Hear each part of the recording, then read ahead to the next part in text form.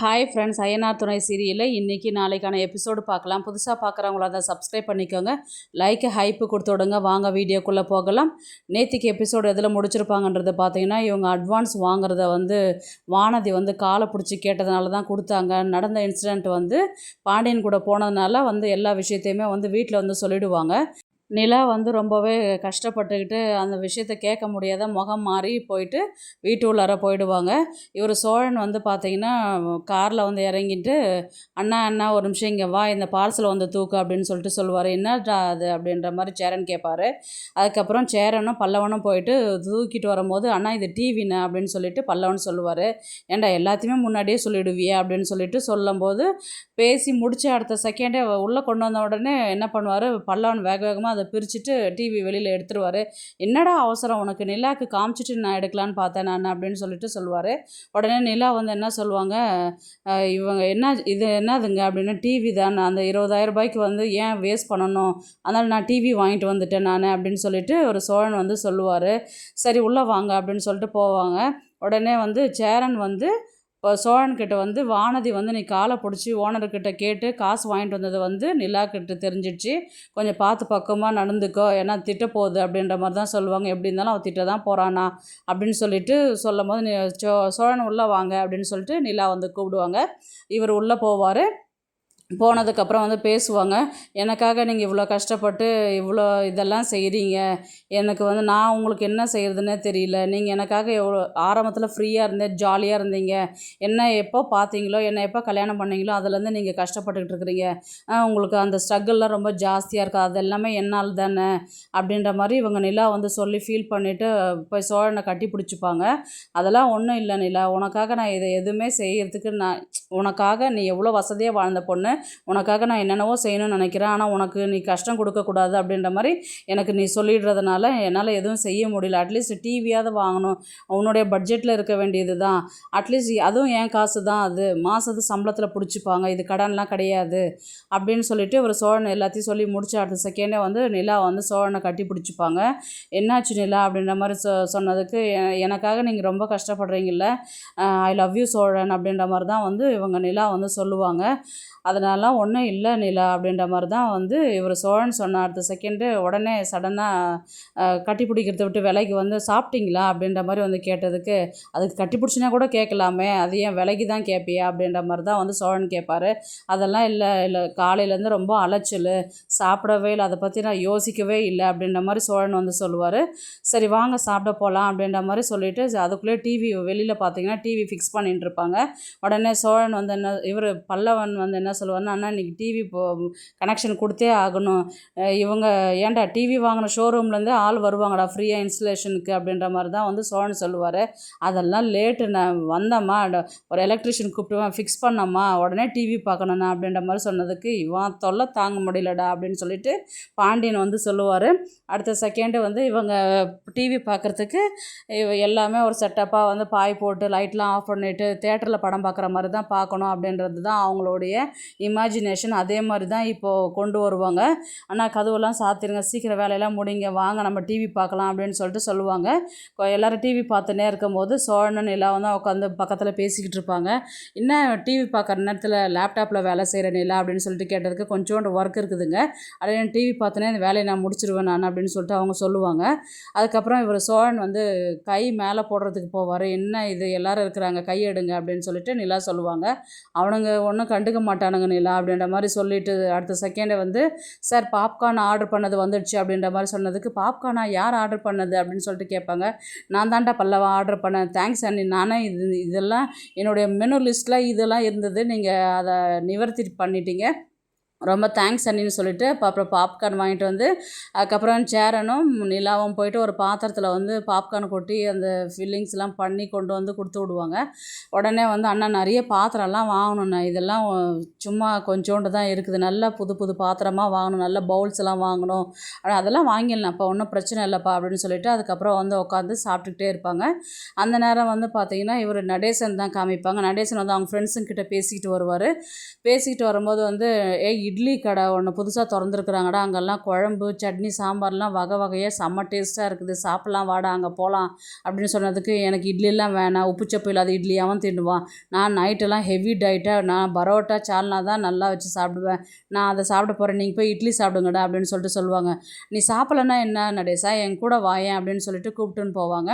போகும்போது வந்து பார்த்தீங்கன்னா, அவர் கடையில் விற்கிற அந்த லேடி பார்த்துட்டு, இவர் நடேசன் வந்து ரொம்ப ஃபீல் பண்ணி, இவர் அங்கேருந்து சாப்பிடாத ஃப்ரெண்ட்ஸுங்கிட்டையும் சொல்லாத கிளம்பி வீட்டுக்கு பாட்டு பாடிக்கிட்டே வருவார். உடனே வந்து நிலா வந்து உள்ளே டிவி பார்த்துன்னு இருக்கும்போது, அங்கிள் வந்துட்டார் நினைக்கிறேன் நான் அப்படின்ற மாதிரி சோழன்கிட்ட சொல்லும்போது, அவர் வந்தால் என்ன வரலன்னா நீ டிவி பாரு நிலா அப்படின்னு சொல்லிட்டு இவர் சோழன் வந்து சொல்லுவார். அட சும்மா இருங்கன்னு சொல்லிட்டு கையை வந்து தோல் மேலே போட்டுருப்பாரு இல்லையா, அதை எடுத்துகிட்டு இவங்க வெளியில் போவாங்க. உடனே வந்து பாண்டியன் வந்து தோல் மேலே கையை போடுறதுக்கு வருவார். இவ்வளோ நேரம் அங்கே தானே போட்டிருந்த இல்லைன்னு சொல்லிட்டு இப்போ ஏன் மேலே போட்டுக்கடா அப்படின்னு சொல்லிட்டு பாண்டியன் வந்து கலாய்ப்பார். டேய் தூரம் போடா அப்படின்னு சொல்லிட்டு இவர் சோழன் தள்ளி விடுவார். சரி சரி சும்மா தான் சொன்னா வாடா அப்படின்னு சொல்லிட்டு கிட்ட உட்கார வச்சு மறுபடியும் இவங்க தோல் மேலே போட்டுக்கிட்டு மறுபடியும் பாப்கார்ன் சாப்பிட்டுக்கிட்டு டிவி பார்த்துட்டு இருப்பார். உடனே நிலா வந்து நடேசன் வந்து என்ன சாப்பிட்டீங்களா அங்கிள், நான் சாப்பாடு கொண்டு வரட்டுமா அப்படின்னு கேட்டதுக்கு, சாப்பாடு எனக்கு வேண்டாமா ஆனால் நான் சாப்பிட்ல அப்படின்னு சொல்லுவார். ஏன் என்னாச்சு, நீங்கள் எப்பயும் போல் இல்லையே, என்னாச்சு உங்களுக்கு அப்படின்ற மாதிரி நிலா வந்து கேட்பாங்க. இல்லைம்மா என் எக்ஸை பார்த்தம்மா அப்படின்னு சொல்லிட்டு சொல்லுவாங்க. எக்ஸா உங்களுக்கெல்லாம் அப்படின்ற மாதிரி கேட்டதுக்கு, ஆமாம்மா ஏற்கனவே பழகி விட்டுட்டு போனவள நீங்களே என்ன எக்ஸுன்னு தானே சொல்கிறீங்க, அந்த பொம்பளை அவ்வளோதாம்மா நான் பார்த்தேன் நான், எனக்கு ஒரே ஃபீலிங்ஸ் ஆகிடுச்சு, அதனால் நான் எதுவும் சாப்பிடல அப்படியே வந்துட்டேன் நான் அப்படின்னு சொல்லி சொன்னதுக்கு, யார் அவங்க, எப்போ பார்த்தீங்க, எந்த ஊரில் பழக்கம் அது அப்படின்ற மாதிரி வந்து கேட்டதுக்கு, நடந்த விஷயத்த வந்து நடேசன் வந்து சொல்லுவார். ஓ இவ்வளோ உங்களுக்குள்ளே இவ்வளோ ஒரு கதையெல்லாம் இருக்கா, பேசாத நீங்கள் அவங்கக்கிட்ட பேசியிருக்கலாமே, ஏன் பேசாத வந்துட்டீங்க அப்படின்னு சொல்லி கேட்டதுக்கு, இல்லைம்மா அவளை பார்த்ததுக்கப்புறம் எனக்கு அந்த என்ன பேசணும் என்ன சொல்லணுன்றதே தெரியல, நான் ஃப்ரெண்ட்ஸுங்கிட்ட தான் நின்று அவனுங்கிட்ட கூட சொல்லவே இல்லை, நான் பாட்டு நான் அமைதியாக வந்துட்டேன் நான், அந்த பழைய ஞாபகங்கள்லாம் வந்ததுனால எனக்கு மனசு ஒரு மாதிரி ஆயிடுச்சு, அதனால் நான் உடனே கிளம்பி அங்கேருந்து வந்துட்டேன் நான் அப்படின்னு சொல்லி சொன்னதுக்கு, ஏன் அடுத்த நாள் காலையில் போய் பாருங்கள் பேசுங்க அப்படின்னு சொல்லிட்டு சொல்லுவாங்க. கண்டிப்பாக பார்க்கதாமா பேசுவோம், எப்படி இருந்தாலும் அவங்களுக்கு வீட்டுக்காரர் இருக்கும், அவங்க வீட்டுக்காரர் பசங்கள்லாம் எப்படி இருக்கிறாங்கன்னு தெரியல, நாளைக்கு போய் பார்த்து பேசிட்டு தான் வரணும் அப்படின்ற மாதிரி தான் வந்து நடேசனை வந்து சொல்லுவார். ஜாலி அங்கிள் உங்களுக்கு என்ஜாய் பண்ணுங்க அப்படின்ற மாதிரி, இதில் என்னம்மா என்ஜாய் பண்ணுறது இருக்குது, நாளைக்கு தான் போய் அவகிட்ட பேசணும், எப்படி இருக்கிறா என்ன பண்ணுறா அவங்க வீட்டுக்காரர் என்ன வேலை செய்கிறாங்க இதெல்லாம் போய் கேட்கணும் நாளைக்கு தான் அப்படின்னு சொல்லிட்டு இவர் சொல்லுவார். சரி போய் பார்த்து பேசிட்டு வாங்க அங்கிள் அப்படின்னு சொல்லிட்டு சொல்லுவாங்க. இவங்க நேராக உள்ளார போயிட்டு சோழன்கிட்ட வந்து இந்த நடந்த விஷயத்த சொல்லுவார். என்னது இவருக்கு எக்ஸா, ஆமாம் அதுதான் பார்த்துட்டு வந்தாராம், அதனால சரியாக சாப்பிடவே இல்லை, நான் வேணால் சாப்பாடு கொண்டு போய் கொடுக்குறேன்னு சொன்னது கூட வேணான்னு சொல்லிட்டாரு அப்படின்னு இவங்க வந்து நிலா வந்து சோழன்கிட்ட சொல்லுவாங்க. அதுக்கப்புறம் வா நிலா நம்ம டிவி பார்க்கலாம் அப்படின்னு சொல்லி சொன்னதுக்கு, இல்லைங்க எனக்கு தூக்கம் வருது, நான் போய் தூங்க போகிறேன், நீங்கள் வேணால் படம் பார்த்துட்டு வாங்க அப்படின்ற மாதிரி வந்து சொன்னதுக்கு, எனக்கு தான் சரி அப்போது நீ போகிறதுனா போ நிலா அப்படின்னு சொல்லிட்டு சோழன் சொல்லுவார். கொஞ்ச கழிச்சு சரி எனக்கும் போர் அடிக்குது நிலா நானும் வரேன் நான் அப்படின்னு சொல்லிட்டு இவங்க போய் தூங்குறதுக்கு போகிறேன்னு சொல்லிட்டு போவாங்க. உடனே சோழன் தான் வந்து சரிண்ணா நீங்களாம் பாருங்கள் நான் போய் படுக்கிறேன் நான் அப்படின்னு சொல்லிட்டு ஒரு சோழன் வந்து சொல்லுவார். ஏன்னா நல்ல படம் தானே பாதியில் எழுந்து போகிறேன் ஃபுல்லாக பார்த்துட்டு போயேன் அப்படின்ற மாதிரி தான் வந்து பல்லவன் வந்து சொல்லுவான்.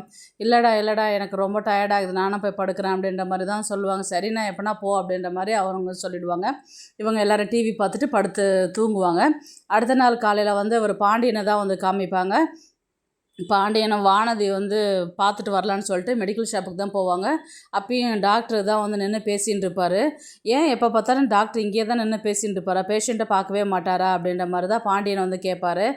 இல்லை பாண்டி இப்போ தான் வந்தார் அவர், பேஷண்ட் யாரும் இல்லை, சரி அதனால் கொஞ்ச நேரம் பேசிட்டு போகலான்னு சொல்லிட்டு பேசினார், இப்போ கூட ஒரு ஜோக் ஒன்று சொல்லியிருக்கிறாரு, நீ வேணால் கேட்குறியா அதை நீன்னு கேட்பார்.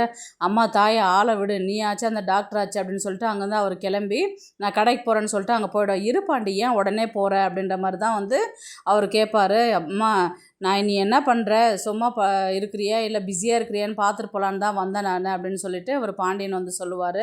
சரி இரு பாண்டி அப்புறமேட்டு மதியானமாக சாப்பிடும் போது வரியா அப்படின்ற மாதிரி வந்து கேட்டதுக்கு நான் வரேன் அப்படின்னு சொல்லிட்டு இருப்பாங்க. இவங்க வந்து வேலையை பார்க்க ஆரம்பிச்சிருவாங்க.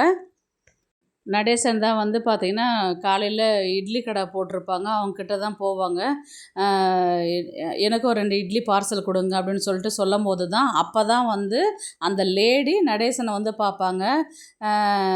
இவங்க வந்து அப்படியே சடனாக ஷாக் ஆகி நிற்பாங்க. எப்படி இருக்கிறீங்க அப்படின்ற மாதிரி தான் வந்து அவங்க கேட்பாங்க. நான் நல்லா இருக்கிறேன், நீ எப்படி இருக்கிற, உங்கள் வீட்டுக்காரில் என்ன பண்ணுறாங்க அப்படின்ற மாதிரி தான் அவர் நடேசன் வந்து கேட்பார். அவங்கெல்லாம் யாரும் இல்லை, இப்போ நான் தனியாக இருக்கிறேன், நம்ம பிழைக்கணும் இல்லையா, அதுக்காக நான் இந்த கடையை போட்டு பிழைச்சிட்டு இருக்கிறேன், எப்போவே நான் இந்த ஊருக்கு வந்துட்டேன், நான் இத்தனை நாள் நான் உன்னை பார்த்ததே இல்லையே அப்படின்னு சொல்லிட்டு கேட்டதுக்கு, இத்தனை நாளாக வந்தேன் இருந்தேன், வீட்டு வேலை செஞ்சுக்கிட்டு இருந்தேன், இப்போ தான் வந்து தனியாக ஒரு கடை போட்டு நானாக சுயமாக சம்பாதிக்கணும் அப்படின்ற மாதிரி தான் நான் இங்கே இருக்கிறேன் நான் அப்படின்னு சொன்னதுக்கு, அப்போ வச்ச இட்லி குழம்பு கறி குழம்பெல்லாம் அப்போ இருந்து உன் கை மனம் இப்போ வரலையும் அதே ருசி மாறாமல் அப்படியே இருக்கே அப்படின்ற மாதிரி தான் வந்து நடேசன் வந்து சொல்லுவார். உடனே வந்து இவங்க வந்து எப்படி இருக்கிற நீ, உன் பசங்களாம் எப்படி இருக்கிறாங்க, என்ன பண்ணிட்டு இருக்கிறாங்க அப்படின்னு சொல்லி கேட்டதுக்கு, அவனுங்களாம் என்ன நல்லா தான் இருக்கிறானுங்க, இவனுக்கு சோழனுக்கு மட்டும்தான் கல்யாணம் ஆகிடுச்சு, சேரனுக்கு இன்னும் கல்யாணம் ஆகலை, எல்லாருமே பசங்களாம் இங்கே தான் வீட்டில் தான் இருக்கிறாங்க, ஒரு நாள் வாயன் வீட்டுக்கு அப்படின்ற மாதிரி தான் வந்து நடேசன் வந்து அந்த லேடி பார்த்து சொல்லுவாங்க. கண்டிப்பாக வரேன் ஐயா அப்படின்ற மாதிரி தான் வந்து அவங்க சொல்லுவாங்க. அப்படியே வந்து இவங்களுடைய பழைய நினைவுகள்லாம் ஞாபகம் வர மாதிரி தான் கொண்டு போயிட்டு கதையை முடிக்கிற மாதிரி பார்க்கலாம். கதையை வந்து எப்படி எடுத்துகிட்டு போகிறாங்கன்றது. இந்த வீடியோ உங்களுக்கு பிடிச்சிருந்தா ப்ளீஸ் லைக் பண்ணுங்கள், ஷேர் பண்ணுங்கள், சப்ஸ்கிரைப் பண்ணுங்கள். தேங்க்ஸ் ஃபார் வாட்சிங்.